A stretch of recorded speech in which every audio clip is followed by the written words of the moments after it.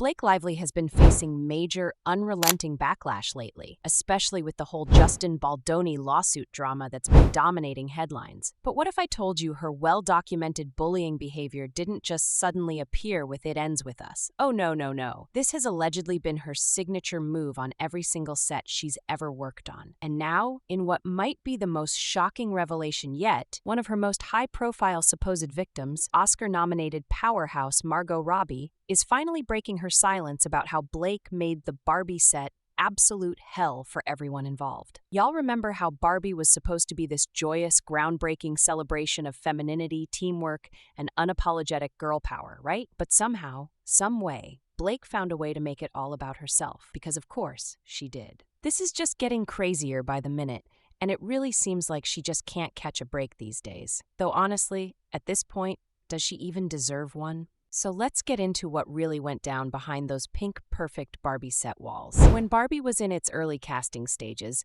Blake's name was being thrown around almost immediately. And look, at first glance, this kind of made sense. She had that well-documented history with America Ferrera from their Sisterhood of the Traveling Pants days, so there was already some built-in girl power nostalgia attached to her name that the studio probably loved. Plus, let's be completely real here. She's got that classic, all-American, blonde bombshell look that could have slid right into Greta Gerwig's pastel-colored feminist masterpiece without missing a beat. But here's where everything takes a sharp left turn into messiness. Multiple insiders have confirmed that Blake didn't just want to be one of the Barbies. Oh no, she wanted to be the main Barbie. While Margot Robbie, Issa Rae, Dua Lipa, and Hari Nef were all fully embracing the idea of a true ensemble cast where everyone shined equally, Blake was reportedly operating on a completely different wavelength. And of course, we've got Dua Lipa as our mermaid Barbie, and I certainly have a slide that goes from my bedroom down to my pool. It was so fun. She was demanding creative control, pushing for significantly more screen time, insisting on major script changes, basically doing everything in her power to elevate her role far beyond what was originally written. Like, hello girl, this wasn't called the Blake Lively Show Barbie edition. And if this behavior sounds eerily familiar, that's because it's virtually identical to what we just heard went down on the It Ends With Us set. Didn't we literally just go through this whole song and dance with complaints from both the cast and directors about her being impossible to work with? Now here's the critical piece of information that changes everything. Margot Robbie wasn't just the star of Barbie. She produced the entire film through her Lucky Chap Entertainment production company. So when Blake started making all these outrageous demands, Margot was essentially like, absolutely not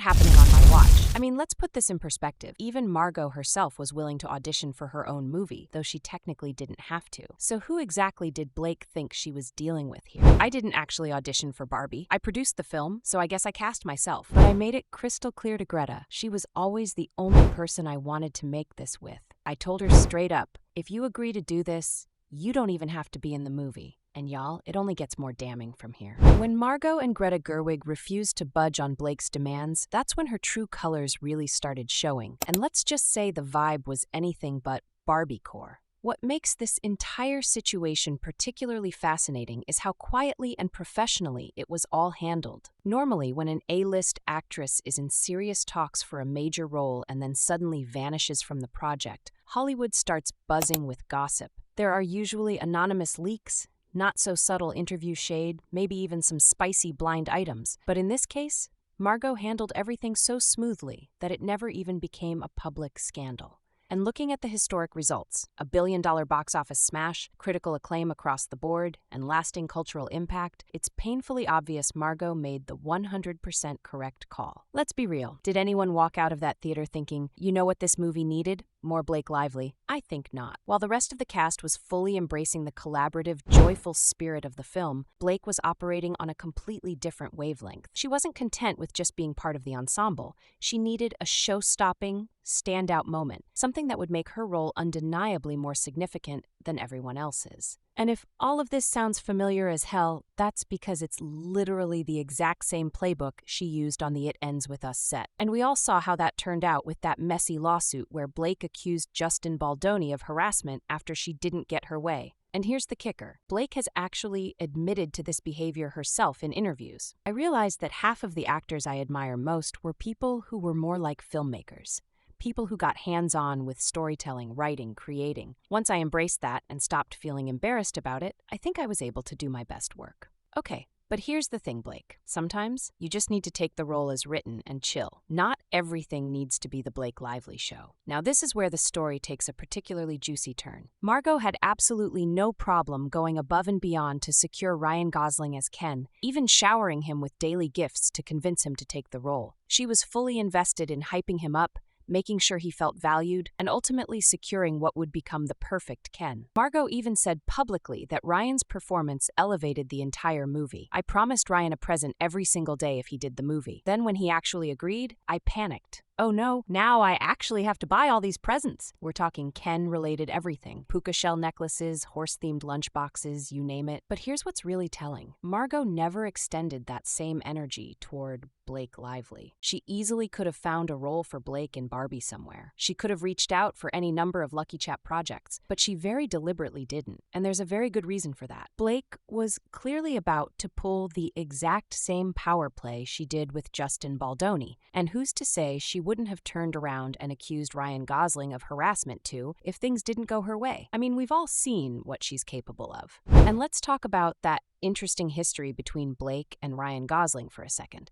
Remember those persistent rumors back in the early 2010s about them being more than just friends? They were spotted together constantly, their chemistry was undeniable, and it was definitely giving relationship vibes until suddenly out of nowhere, Ryan completely dropped her. She quickly rebounded with Leonardo DiCaprio before ultimately settling down with Ryan Reynolds. But make no mistake, Blake and Ryan Gosling absolutely had a moment. Now let's connect these dots. Margot Robbie fought tooth and nail to get Ryan Gosling as Ken, showering him with affection and gifts, while Blake Lively couldn't even get him to text her back. And if we're being brutally honest, setting Ryan up for harassment allegations would have been the perfect revenge for Blake after being left on read. Now, I'm not saying that's morally okay, but if I were in Blake's shoes, I'd definitely be tempted. This wouldn't even be Blake's first time manipulating media narratives to her advantage. When she wanted off Gossip Girl, suddenly there were all these carefully placed stories about her wanting to focus on serious films. When her fling with Leo went south, miraculously the press started pushing her budding romance with Ryan Reynolds before his divorce was even finalized. And when It Ends With Us didn't go according to her plans, suddenly there's a high-profile lawsuit painting her as the victim in a situation she orchestrated. Just imagine if she'd tried that same tactic with Ryan Gosling during Barbie. Not only would it have completely derailed Margot's passion project, but it could have caused real-life drama. Because let's be honest, the undeniable chemistry between Margot and Ryan on screen was palpable. I'm Margot Robbie, and this is young Hercules, Noah from The Notebook. Oh wait, or Ken from Barbie. Oh great, so this is public shaming now, and Blake's apparent feuds don't stop there. Anna Kendrick is yet another A-lister who reportedly had major issues working with Blake. Their movie, A Simple Favor, should have been a match made in heaven, Blake playing the mysterious, high-fashion Emily opposite Anna's quirky, awkward Stephanie. It had all the makings of an iconic duo. But behind the scenes, that sisterhood was nowhere to be found. Their entire press tour was painfully awkward. That Wired autocomplete interview? The tension was so thick you could cut it with a knife. Anna was clearly carrying the entire segment, while Blake just sat there looking completely over it. Even their MTV interview was stiff and uncomfortable.